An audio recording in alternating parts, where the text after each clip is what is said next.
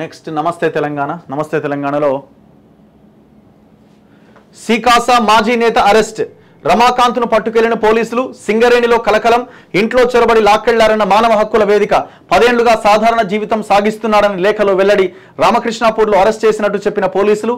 సీకాసా పునర్నిర్మాణానికి కృషి చేస్తున్నట్టు ఆరోపణ. ఖండించిన హక్కుల సంఘాలు. విడుదలకు డిమాండ్. ఆయన ప్రాణాలకు ప్రభుత్వానిదే బాధ్యత. ప్రజాపాలన పేరిట కాంగ్రెస్ ప్రభుత్వం నిర్బంధకాండ మొదలుపెట్టిందని, జనజీవన స్రవంతిలో కలిసిన విప్లవ సంఘాల మాజీ నాయకులపైన ఉక్కుపాదం మోపేందుకు ప్రయత్నిస్తున్నదనే ఆరోపణలు వినిపిస్తున్నాయి. సో మరి గతంలో ఈయన హరీష్ రావు చెప్తుండు, ఆయన ప్రాణాలకు ప్రభుత్వానిదే బాధ్యత, 100% ప్రభుత్వానిదే బాధ్యత, ఆయన్ని తక్షణం విడుదల చేయాల్సిన అవసరం ఉంది. వీళ్ళంతా ఏదో సంఘ విద్రోహ శక్తులు అన్నట్టుగా ప్రభుత్వాలు బిహేవ్ చేస్తుంటాయి గవర్నమెంట్లోకి ఎవరు వచ్చినా. కానీ నేను అడుగుతున్నది ఏంటంటే, హరీష్ రావు గారు అండ్ బీఆర్ఎస్, మీరు ఎందుకు ఇలా హరీష్ రావు ఇట్లాంటి వాటి మీద రెస్పాండ్ అవుతారు?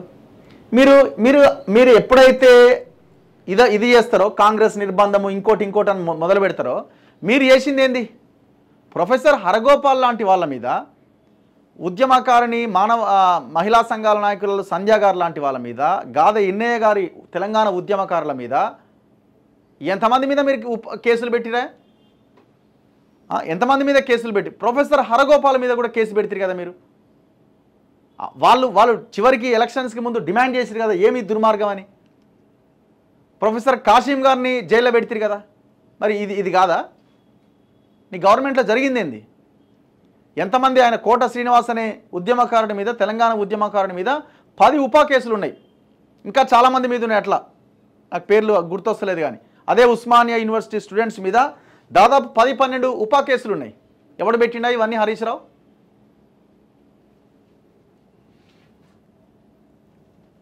ఇదేనా ప్రజాపాలన? సర్కారుతో డిఎస్సి. పోలీసు నిర్బంధంలోనూ నిరుద్యోగుల రణగర్జన. అర్ధరాత్రి ఆందోళన. ఆర్ట్స్ కాలేజీ వరకు ర్యాలీ, ధర్నా. డిఎస్సి వాయిదా, పోస్టుల పెంపు కోరుతూ పాఠశాల డైరెక్టరేట్ ముట్టడించిన నిరుద్యోగులు.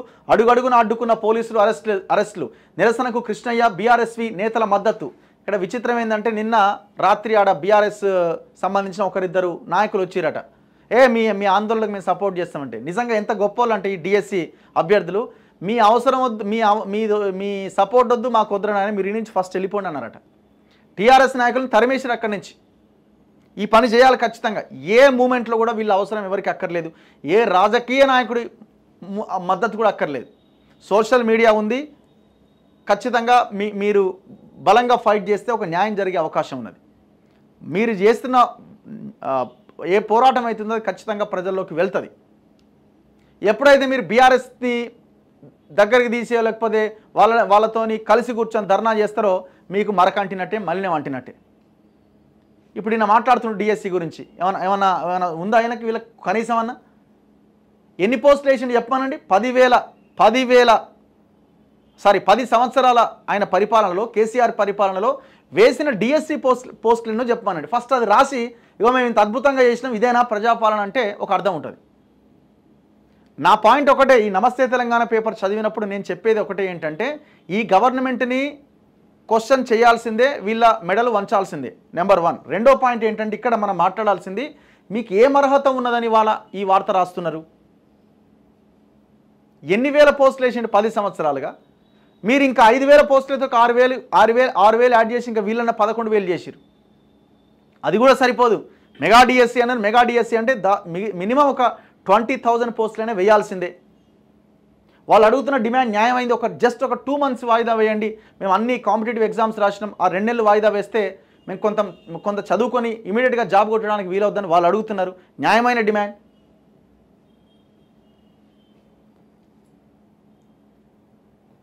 అసలు మీకు ఏం అర్హత ఉన్నది? వీళ్ళని కన్నా గోసబెట్టిరా మీరు లాస్ట్ 10 yearsగా?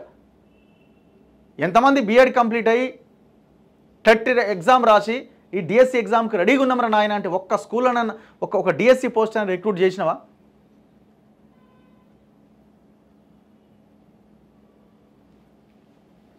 పంచాయతీ కార్మికులు ఆందోళన చేస్తురట. 10 నెలలుగా వేతనాలు చెల్లించకపోవడం పైన పంచాయతీ కార్మికులు భగ్గుమన్నారు. వందలాది కార్మికులు సిద్దిపేట జిల్లా కలెక్టరేట్ను సోమవారం ముట్టడించారు.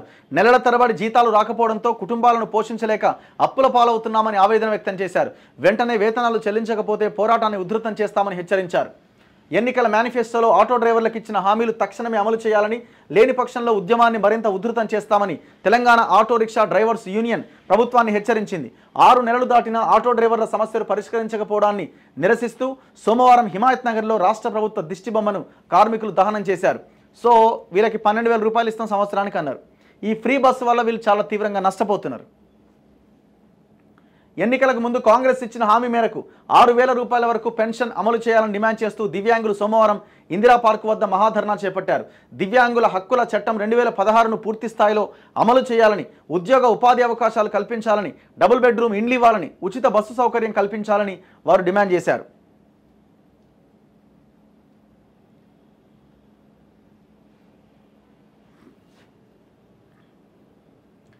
రుణమాఫీకి భూములు తాకట్టు, నిధుల కోసం సర్కార్ అన్వేషణ, 400 ఎకరాలు కుదువ పెట్టాలని నిర్ణయం. మొత్తంగా 31,000 కోట్ల అవసరం, రుణంగా 20,000 కోట్లు సేకరణ, మిగిలిన నిధుల కోసం తండ్లాట, పరిశ్రమల శాఖ భూముల తాకట్టు, కాంట్రాక్టర్లకు బిల్లుల నిలిపివేత, పెన్షన్లు కూడా అందుకే ఆపినట్టు ప్రభుత్వం పైన ఆరోపణలట. మాలాంటి వాళ్ళము లేకపోతే మిగతా పార్టీలు పక్షాలు ఏమన్నా దీని మీద మాట్లాడాలి, కానీ నీకు కనీసం మాట్లాడే నైతిక అర్హత లేదు. ఎందుకంటే ఇది బీఆర్ఎస్ పేపర్ కాబట్టి వాళ్ళని అంటున్నాం మనం. భూములు తాకట్టు పెట్టడము, వేలమేయడము, అమ్ముకోవడము, ఔటర్ రింగ్ రోడ్ అమ్మడము, ఇంకోటి అమ్మడం నీకు తెలిసినంత విద్య ఇంకోనికి తెలియదు. సరే పోనీ వీళ్ళు భూములు అమ్మి రుణమాఫీకో రైతులకో ఇంకొకరికో పెడదామని అనుకుంటున్నారు, కానీ నువ్వే దేనికి పెట్టినావు? 7,000 కోట్లు ఔటర్ రింగ్ రోడ్ని అడ్డంగా తెగనమ్మేసి నువ్వు దేనికి పెట్టినావు? సమాధానం చెప్పు, ఆన్సర్ చేయి. 30,000 కోట్లు రావాల్సిన దగ్గర 7,000 కోట్లకి 30 ఏళ్లకు లీజుకి ఇచ్చినావు కదా. కోకాపేటలో ఖానామెట్లో ఎకరం 100 కోట్లు వచ్చిందని చెప్పి అమ్మి ఏడబెట్టిన ఆ పైసలు చెప్పు. నువ్వు ఆన్సర్ చేయి దీనికి. కనీసం ఏదన్నా మండలాల్లో ఉన్న, జిల్లాల్లో ఉన్న మొత్తం గవర్నమెంట్ భూములు అమ్మడానికి ప్రయత్నం చేసినావు కదా. దేనికి పెట్టినావు? ఆ డబ్బునంత ఏడికి తీసుకుపోయి పెట్టినావు? భూములు అమ్మడం అన్నది చాలా దారుణం. ఎందుకంటే భూములు ఎప్పుడు అమ్ముతాం? అసలు ఇక రాష్ట్రం చాలా ఆర్థికమైన తీవ్రమైన సంక్షోభంలో ఉంది, ఇక అసలు పరిపాలన కూడా కనీసం నడవట్లేదు అనుకున్నప్పుడు భూములు అమ్మాలి.